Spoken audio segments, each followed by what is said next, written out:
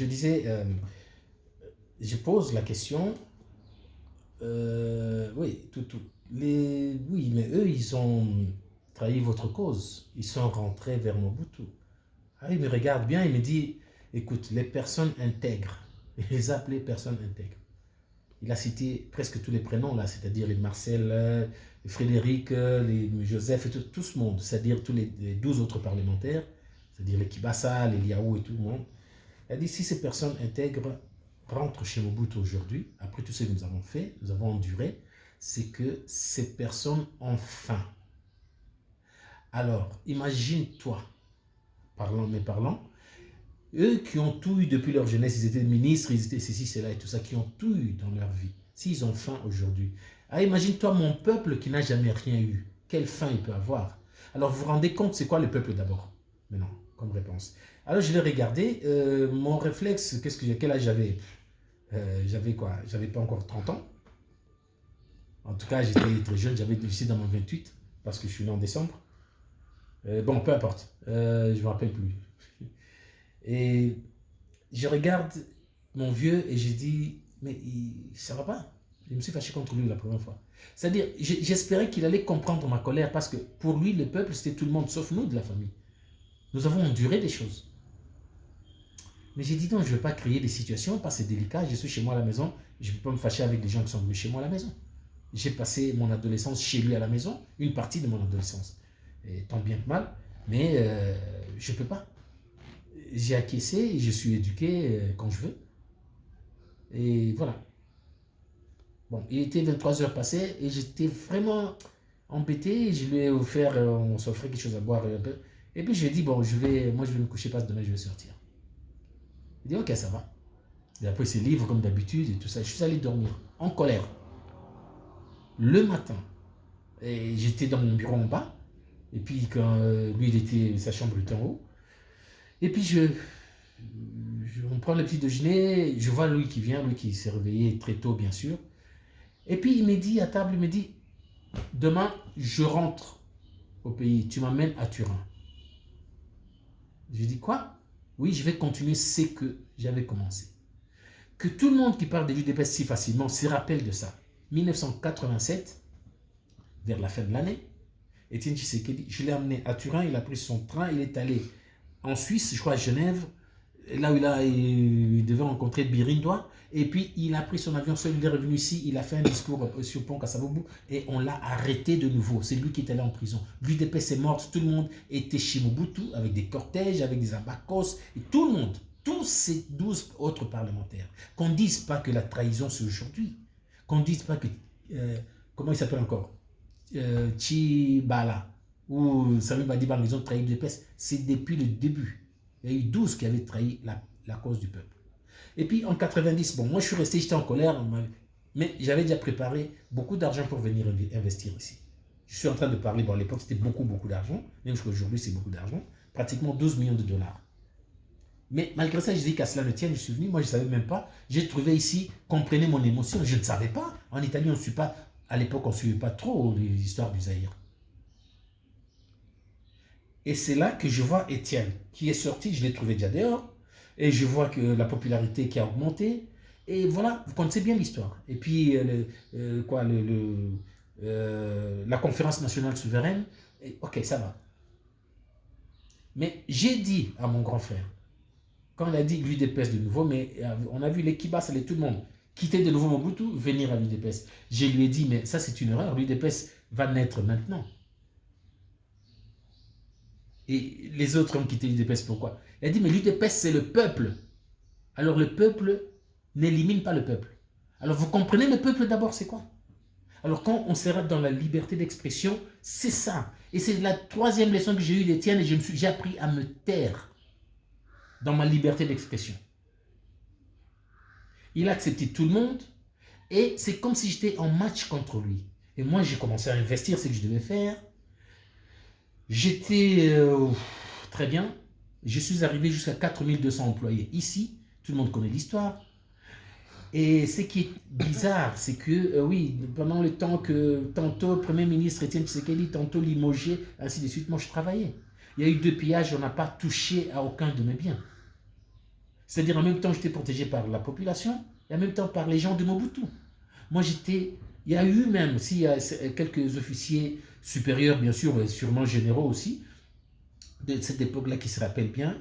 Il y avait malheureusement celui qui je me rappelais bien, celle que je me rappelais, c'est Major Odrak, qui était major, qui nous a quittés malheureusement. Mais il y a eu 3 officiers supérieurs qui sont venus me voir parce que Mobutu leur avait autorisé, qu'ils viennent me chercher, envoyé, je ne sais pas, pour que j'aille tenir un cours au Centre supérieur militaire sur le management, c'est-à-dire la valorisation de la ressource humaine, que ce soit orienté vers le génie civil, que ce soit orienté vers l'assistance, c'est-à-dire la productivité.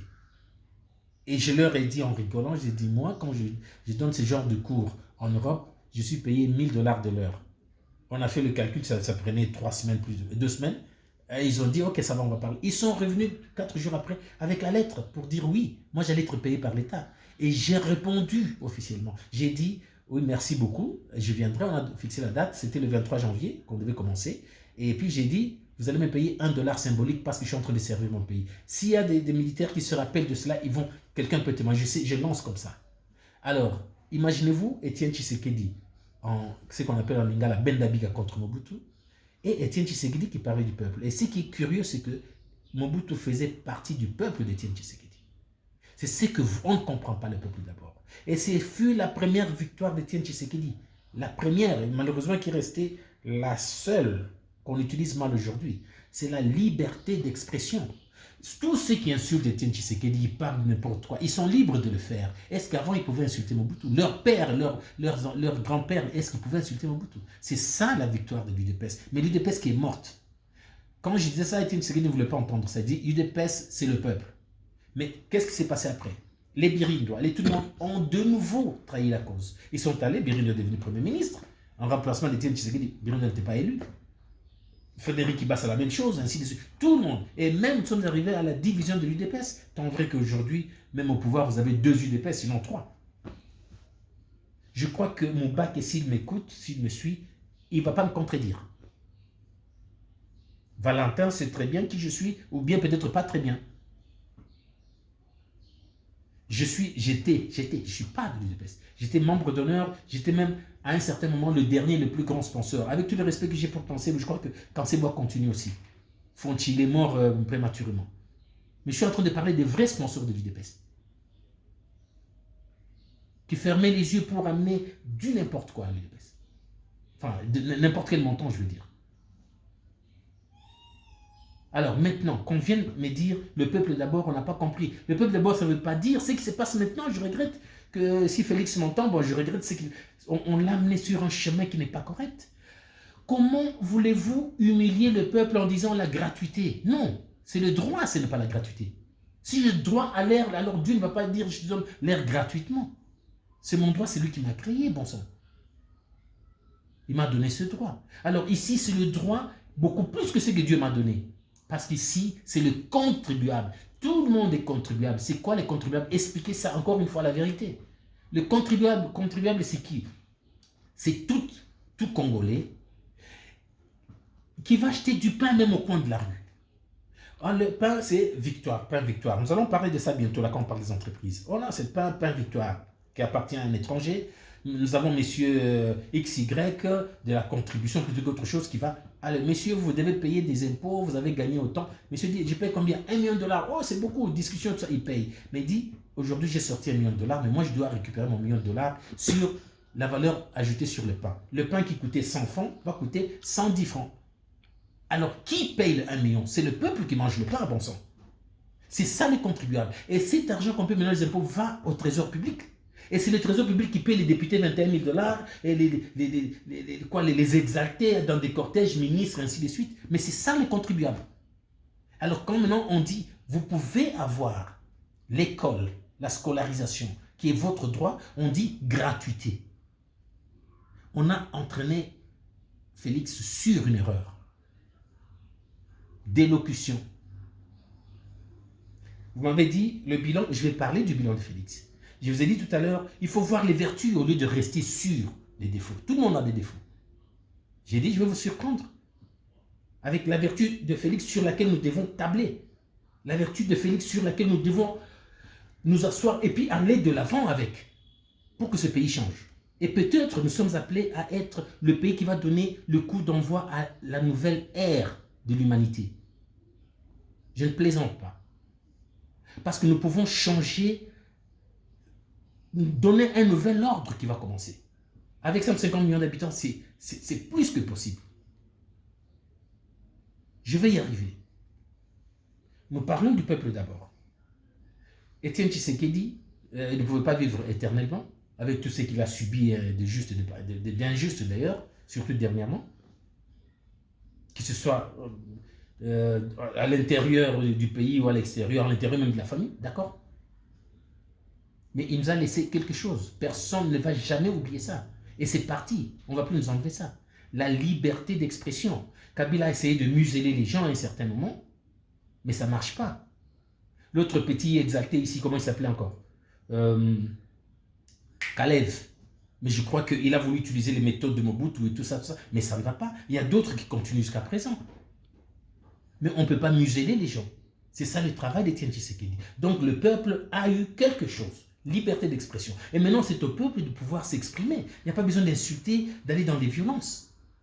Alors, le peuple d'abord, c'est ça. Ce n'est pas une affaire de regarder Félix. On a dit le peuple d'abord, vous devez nous donner les piodiles et tout ça, mais ce sont des bêtises. On l'amène dans une erreur. La deuxième chose pour le peuple d'abord, c'est-à-dire la restitution de la dignité au peuple. Le peuple doit être digne. Je ne dois pas lui faire des cadeaux, parce que c'est le peuple d'ailleurs qui me donne cet argent pour que je lui fasse cadeau. Alors, la dignité du peuple. Il y a des formules à cela. Je ne peux pas m'étaler aujourd'hui sur ces genres de choses. J'ai promis à un autre exalté que Félix, vous l'avez entraîné dans la boue, mais on ne va pas le laisser dans la boue. Là, je parle, peut-être c'est le sang qui appelle, je ne sais pas. Mais le sang double, c'est-à-dire le sang de Congolais et puis le sang de la famille, si vous voulez. Alors, le sang de Congolais, je dis, nous sommes une nation qui peut faire la différence. Et nous allons faire la différence. Le sang de la famille, je dis, mais je ne veux pas que, comme la famille de Mobutu aujourd'hui, qui est cet enfant, ce petit-fils de Mobutu qui est fier de dire je suis Mobutu?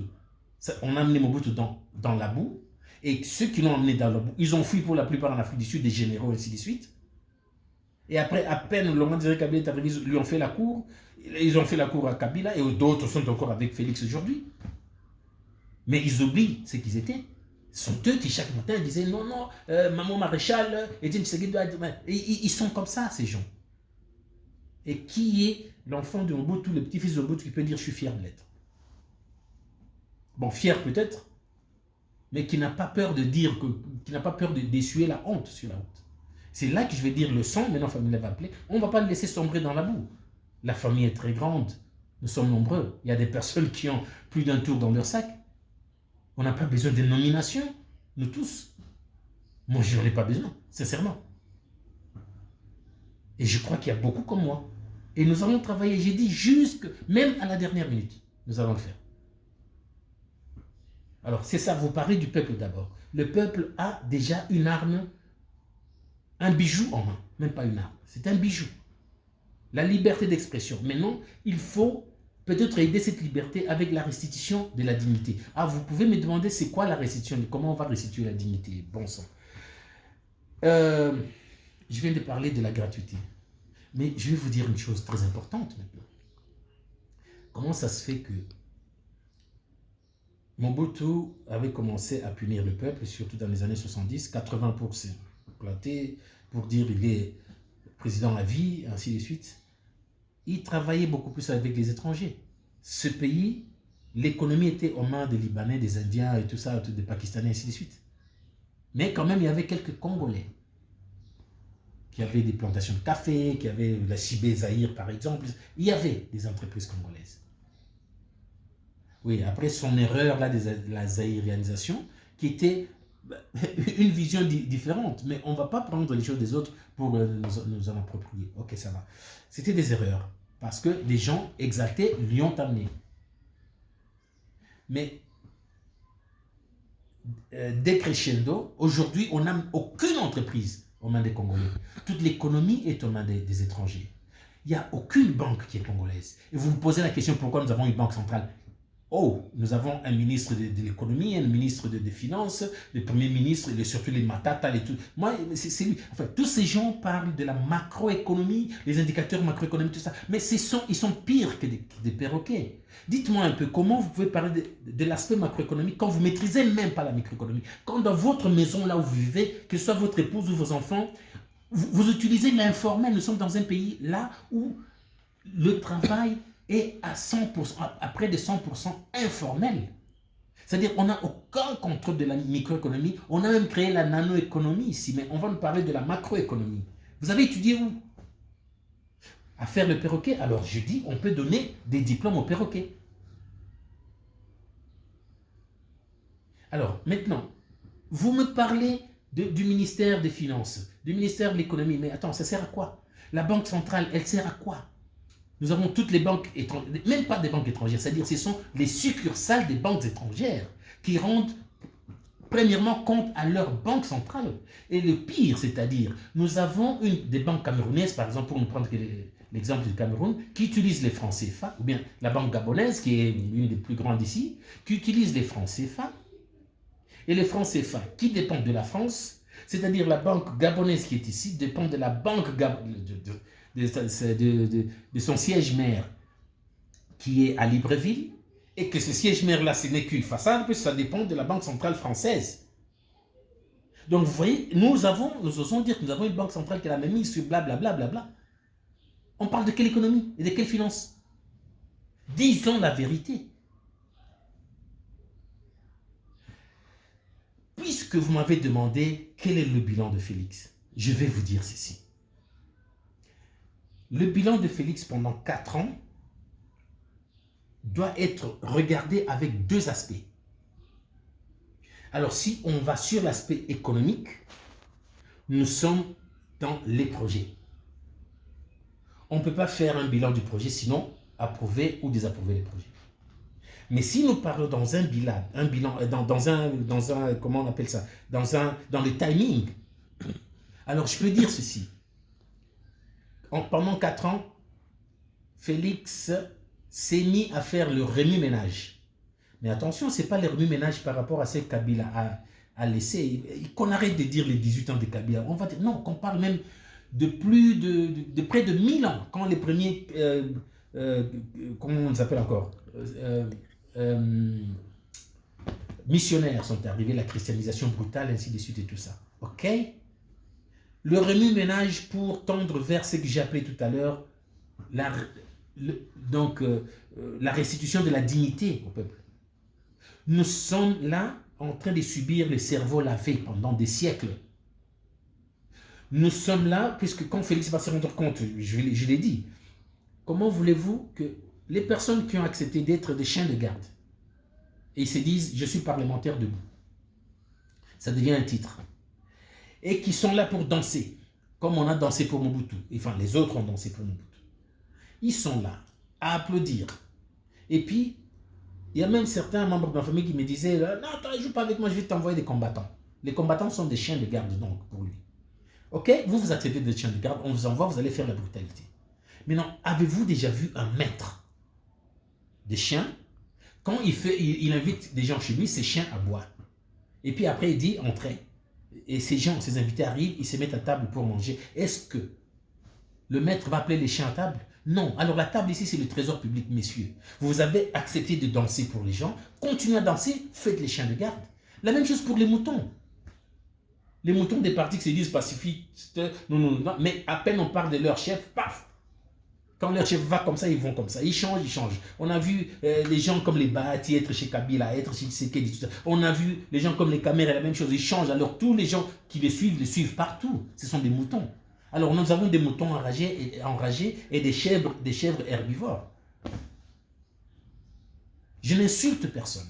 Je dis la prise de conscience, la restitution de la dignité. Il faut faire un remue-ménage. Alors, Félix est en train de faire un remue-ménage. Maintenant, le résultat qu'il va falloir donner, c'est les résultats cadrés avec un cap bien déterminé, par un cap global et puis géré à la manière habituelle. Ah non, c'est pour le bien-être du peuple. Non, pas des mots vagues, avec un programme bien précis. Alors là, oui. Et ça doit faire un secret de gestion. un secret de gestion du pays. Et ce n'est pas dans les blablas, ça doit être un secret. Quand on prend, vous voyez, la Chine est sortie, et que c'est même la première puissance économique, en tout cas en quelque chose, au monde, mais elle s'est enfermée sur elle-même. On ne savait pas ce que la Chine faisait. On peut s'enfermer sans mettre des clôtures. Alors c'est ça, mais ce n'est pas avec les blablas, les gens que à peine hier vous n'étiez rien, on vous nomme ministre, vous changez même votre façon de parler. Mais parlez comme vous parlez à vos enfants et vos femmes, s'il vous plaît. Vous changez l'accent, vous commencez à faire des petits mobutu, et vous changez même des démarches. Et vous parlez ça, vous appelez cela élégance. Mais vous faites rire. Alors, je crois que Félix a le temps. Vous avez parlé des élections. J'arrive à ce point. Félix a laissé annoncer qu'il y aura les élections en décembre. Oui, d'abord, il faut appeler ça élection, je ne sais pas. Il n'y a jamais d'élection dans ce pays. De 1960 jusqu'à présent, jamais. Il y a toujours des subterfuges, il y a toujours des mascarades et des trucs comme ça. Ok, ça va. Tant que ça fait croire à la masse que c'est la masse qui dirige. Et pourtant, la démocratie, c'est la loi de la majorité, mais ici, c'est la minorité qui dirige. Et la minorité qui se sert même d'ailleurs de la sueur de la majorité.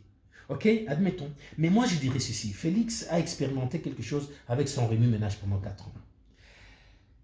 Nous connaissons le mal et les points faibles de Félix. Mais au lieu de regarder le mal et le point faible de Félix, regardons la vertu de Félix. Quelle est la vertu de Félix ou les vertus de Félix? On me dit, ah non, c'est un jouisseur, il n'y a rien. Ok, ça va, il y a une vertu. Je peux vous citer une vertu de Félix. Et personne ne va me dire le contraire. Félix a une volonté politique, à moins qu'elle s'entache dernièrement, s'il se trouve devant l'impasse. La volonté politique signifie le contraire du suicide politique. Alors, la volonté politique, c'est de s'acclamer lui-même s'il réussit à faire quelque chose. Et là où le peuple dit oui, mais ce n'est pas en donnant des cadeaux, des piodis, de tout ça au peuple. En faisant les poulets, je ne sais pas qui viennent de Bruxelles, Fatih, béton et tout ça. Ce n'est pas en se faisant acclamer. C'est en restituant la dignité au peuple. Le peuple va travailler. Moi, je suis là, je suis en train de travailler jour et nuit. Nous allons commencer à reprendre petit à petit le secteur économique privé, c'est-à-dire le secteur privé de l'économie, qui est totalement aux mains des étrangers. Je n'ai rien contre les étrangers. Ils sont venus, ils ont trouvé champ libre, ils utilisent nos compatriotes pour être des chiens qui travaillent chez eux avec $100, $20 par mois, ainsi de suite. Ok, au lieu de dire vous faites mal, la loi va vous faire. Non, faisons nous-mêmes les entreprises qui payent beaucoup mieux et on va, mais en restituant, c'est pas en faisant cadeau. Et je suis en train de travailler pour ce qui me concerne. Quand c'est le moment, je crois que certains ministères ont déjà reçu mes lettres. C'est pour l'information. Moi, j'ai donné l'information, je ne demande rien. Rien du trésor public. C'est ça que Félix va faire. Et puis, à côté de cela, maintenant, l'ordre va rentrer tout seul. Parce que non seulement celui qui a sa petite entreprise ayant, je ne sais pas, 10 personnes, va protéger son entreprise parce que ça lui amène du bon pain. Quelqu'un qui a une entreprise qui peut se permettre $1000, $2000 par mois comme salaire, il ne va pas vouloir que ça tombe. Et quand on va travailler dans la propriété, il y a le génie dans ce pays. Mais seulement nous sommes restés dans l'à peu près parce que tout le monde, regardez, aucun médecin, aucun avocat, tout le monde veut être dans la politique. Comme j'ai dit tout à l'heure, même mon admiré Mukwege, il veut être dans la politique. Mais pourquoi? Le trésor public attire. Non, nous avons quelque chose de très grand. 150 millions d'habitants, plus ou moins, qui n'ont rien. C'est dans un vase vide qu'on peut mettre quelque chose. Alors, c'est à nous de faire ça. Élection. Alors, dites-moi un peu, Jean-Pierre Bemba, qui a tué même des gens qui après les avoir tués dans le nord du pays. Katumbi, avec tout... n'en parle même pas. Mais moi, ce que je retiens surtout de Katumbi qui me dérange beaucoup, c'est... Voilà, il va avec Kabila ou sans Kabila, tout ça, et puis après, non, Kabila c'est un assassin, et puis après on s'embrasse avec Kabila, et tout ça, oui, c'est ça que vous voulez comme président, bon, je sais pas. Et puis après, moi, c'est qui m'a, j'étais ahuri en 2020, ouais. J'ai une vidéo là, Katumbi qui dit, ouais, mais on me dit, les autres, ils volent de l'argent et tout ça, et puis moi, pour un 60 millions, et puis 60 millions, c'est quoi? Monsieur Katumbi, 60 millions, c'est quoi? Vous n'avez pas honte de dire ça? J'étais riche quand ils sont arrivés, j'avais déjà mon avion privé, mais c'est ça. Alors si vous êtes suffisamment riche, pourquoi vous cherchez? Vous cherchez le trésor public. Donc vous voyez qu'il y a un mensonge quelque part. Si vous étiez si bon, vous souffrez pour le peuple. Vous aviez le Katanga, qui est combien de fois plus grand que la Belgique? Combien de fois plus grand que Israël? Vous avez, même plus grand que l'Italie, si je ne me trompe pas. Vous aviez autant de pouvoir, parce que vous étiez avec Kabila. Pendant une dizaine d'années, vous n'avez pas développé ce point-là, parce que vous étiez avec Kabila, il ne vous a pas empêché. Ne dites pas ça parce que vous êtes embrassé il n'y a pas longtemps.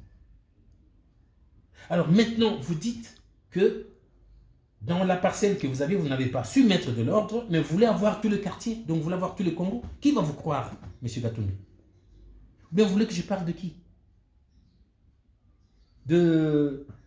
C'est mon oncle comme ça, aussi, parce qu'il a épousé la cousine de ma mère. Je parle de M. Adolphe Muzito. J'ai parlé avec lui bien avant. Je crois en 2015-2016, si je ne me trompe pas. Ou 2016, je crois, ou 2017, je ne me rappelle plus. Mais je crois que c'est que je lui avais dit, s'il se rappelle, c'est ce qui s'est passé aujourd'hui. Mais on est là, on dit, il y a beaucoup de choses. Ah, je suis Premier ministre, tout ça, bon, on a parlé de la macroéconomie, surtout lui aussi. Chaque conseil des ministres, c'était un cours d'économie, répété, lu. Mais on adapte tout dans le pays. Je vais dire quoi, Matata aussi qui veut se lancer dans... Mais excusez-moi, monsieur Matata, vous étiez rien. Vous marchiez normalement. On vous nomme ministre, alors tout de suite vous mettez autour de vous des gardes. Mais qui va vous tuer? Le même peuple qui vous a élu? Vous êtes sénateur, vous avez besoin des gardes. Le même peuple qui vous a élu, vous a mis là, c'est le même peuple qui va vous tuer. Vous n'avez pas de sens. Vous étiez ici Premier ministre avec 15 véhicules de la même couleur pour aller au boulot et tout ça, et donc le cortège. Mais messieurs Matata, même si vous gagnez autant, 10 ans de carrière ne peuvent pas vous permettre d'avoir des centaines de millions ou une centaine de millions. Mais vous avez construit vos universités privées, vos écoles privées. Mais pour l'État, il n'y a rien qui se construit. Mais où est-ce que vous avez pris cet argent? Avec votre salaire, faites les comptes. Oui, on vous attaque sur Bukangalonzo, vous dites non, non, non, c'est faux, c'est... Non, acharnement. Mais dites que Bukangalonzo est tombé en faillite à cause des intempéries, parce que Niragogo, il y a eu le volcan, et puis ça s'est descendu jusqu'au Bandundu. On va peut-être vous croire. Vous parlez de qui? Jean-Pierre Bemba qui a tué des gens ici à Kinshasa. Et donc, à la première occasion, Kabila dit, je vais pêcher. Parce que oui, Kabila, surtout Kabila qui ne revienne pas, excusez-moi. Pourquoi? Ça ne marche pas, je vais pêcher chez MLC. On prend Thomas Louaka. Thomas Louaka qui change, qui devient, monsieur, je connais le Congo. Jusque quand on le balance, alors il devient Nini. Ok? Madame Eve Bazaïba. Oh non, et tout ça. Et puis tout de suite, paf, je vais manger avec les Miyibi, c'est non elle. Mais vous allez prendre qui? Alors, il vous semble que je suis en train d'éliminer tout le monde. Effectivement, il n'y a personne de crédible. Et même si Félix était dans la course, c'est-à-dire il ne serait pas président, j'allais dire aussi, non, ne prenez pas, parce que dans la Mouka qu'ils étaient, plutôt que Rassop et tout ça, c'est allé mal finir. Nous avons les Kabound qui ont fait n'importe quoi, c'est grâce à Kabound que Félix est président, c'est grâce à Kabila que Félix est président, grâce à Kamer que Félix... C'est grâce à tout le monde à la fin des comptes. Ok, ça va. Alors j'allais dire non, mais nous connaissons le mal de Félix. Pas plus de 2 mandats, d'accord. La meilleure chose à faire, c'est de laisser Félix maintenant s'assumer. Après les remue-ménages, qui s'assument. Moi, à la place du peuple, je dirais, ok, ça va, maintenant, vous avez fait le remue-ménage, monsieur, assumez le 2e mandat. Mais on ne va pas le mettre là en train de l'observer. Il faut l'aider, l'assister. Voilà pourquoi je fais appel maintenant à tous les entrepreneurs. Nous avons un vide dans le secteur privé. Alors, commençons par prendre le secteur privé. Attirons des millions de gens dans le secteur privé. Organisation, le marché des consommateurs. Organisons le marché des consommateurs, organisons la formation professionnelle. Rapide. Il y a une façon de faire. Quand sera le moment, je suis là. Mais je continue avec ce qui me concerne moi-même. Donc, bref, élection, écoutez, oubliez les élections. Demandez à Félix, nous vous donnons encore